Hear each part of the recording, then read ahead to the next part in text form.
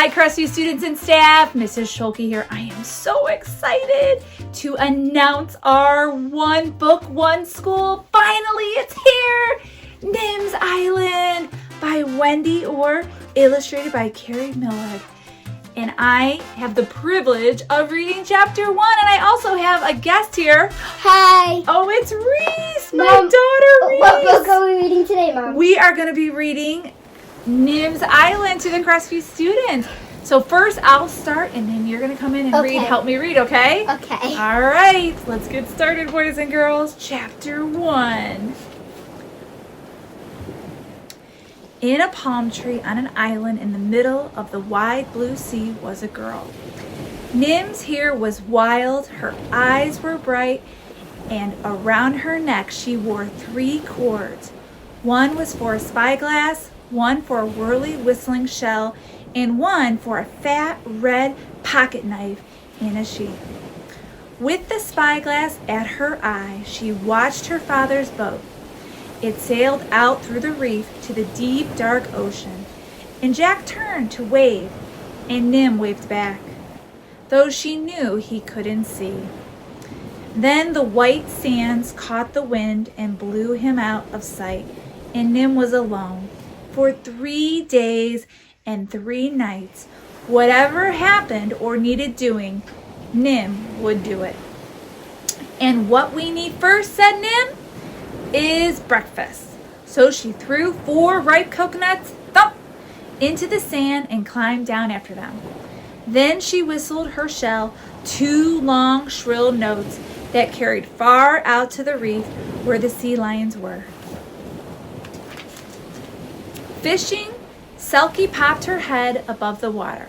She had a fish in her mouth, but she swallowed it fast and dived toward the beach. And from a rock by the hut, Fred came scuttling. Fred was an iguana, spiky as a dragon with a cheerful snub nose.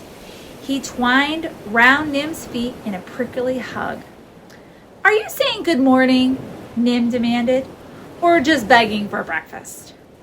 Fred stared at the coconuts. He was a very honest iguana. Coconuts are tricky to open, but Nim was an expert. With a rock and a spike, she punched a hole and drank the juice, cracked the shell, and pried out the flesh. Fred snatched his piece and gulped it down.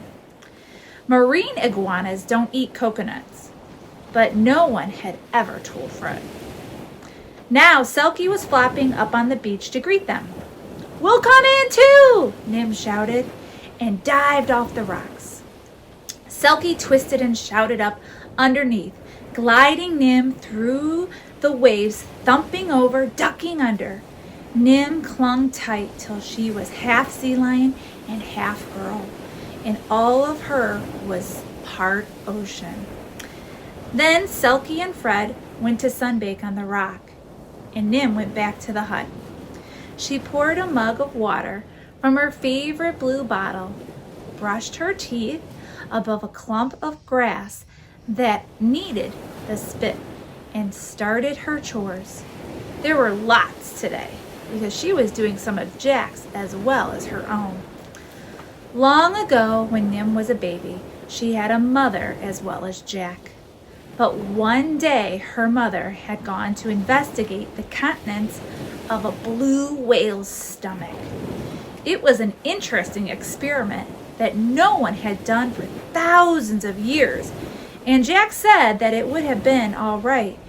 It should have been safe until the Tropo tourists came to make a film of it, shouting and racing their huge pink and purple boat around Nim's mother and the whale.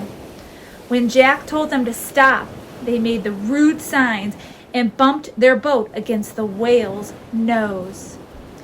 The whale panicked and dived so deep that no one ever knew where or when it came back up again.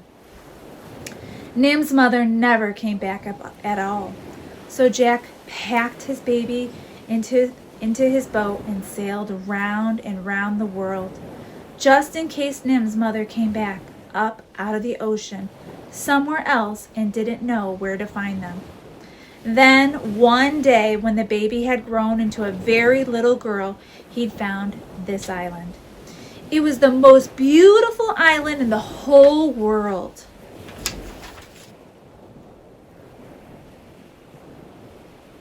It had white shell beaches, pale gold sand, and tumbled black rocks where the spray threw rainbows into the sky.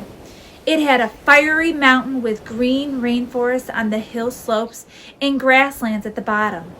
There was a pool of fresh water to drink and a waterfall to slide down. And in a hidden hollow where the grasslands met the white shell beach, there was a place for a hut. And all around it, so that only the smallest boats could weave their way through, was a maze of reefs, curving from the black rocks on one side to the white cliffs on the other. Jack sailed back to a city for the very last time. He filled up the boat with plants for a garden and supplies for science.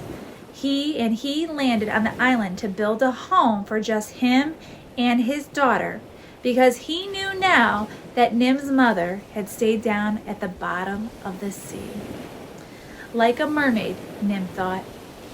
He built a hut of driftwood logs and good strong branches, with a palm thatch roof and a hard dirt floor. He put up a satellite dish and a solar panel to charge the batteries for a flashlight, a cell phone, and a laptop computer. He made sleeping mats stuffed with rustling palm fronds, a table and 2 stools, a desk, bookcases, and shelves for his science stuff, coconut shell bowls, and seashell plates. He dug a vegetable garden in the rich soil at Fire Mountain's base and planted avocados, bananas, lettuce, oranges, pineapples, strawberries, sweet potatoes, and tomatoes, and bamboo for making pipes and useful things. Then he went on being a scientist, and when Nim got older, she helped him. They read what the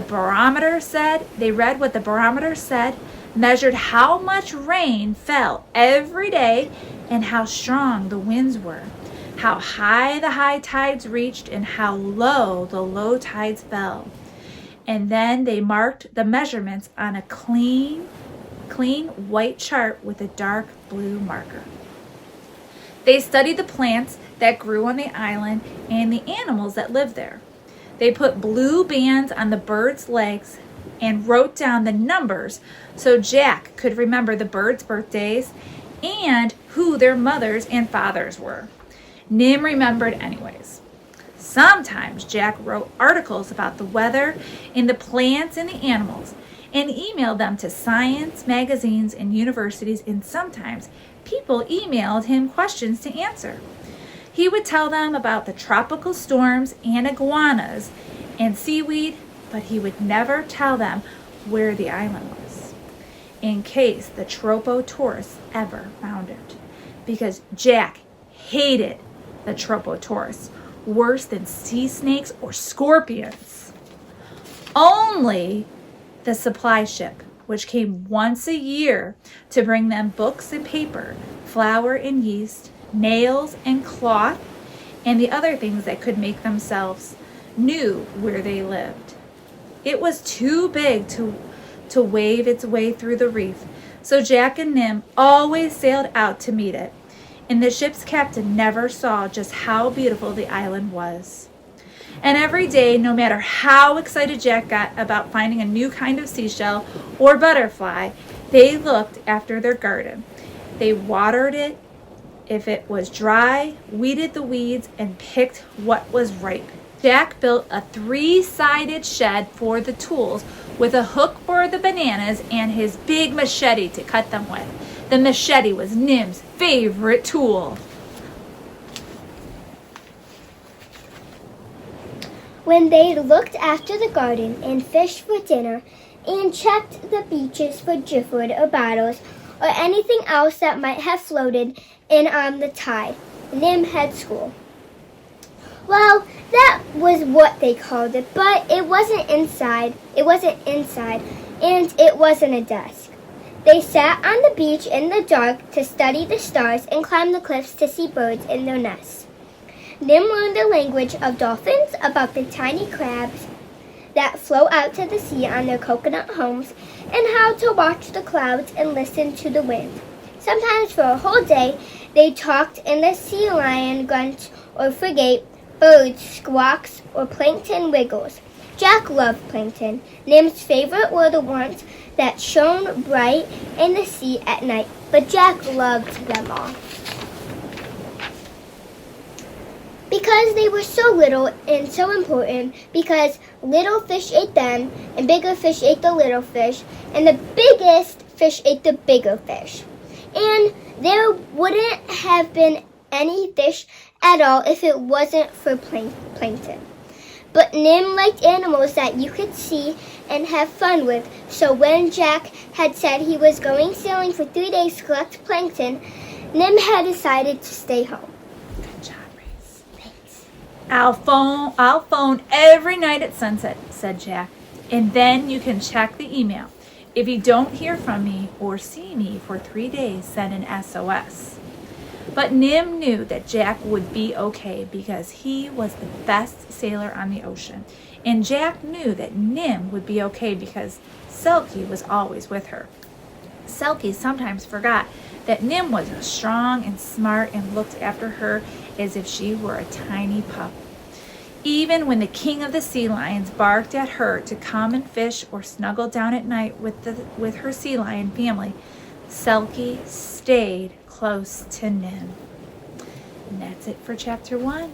We'll see you for chapter 2. Have a great day. Bye!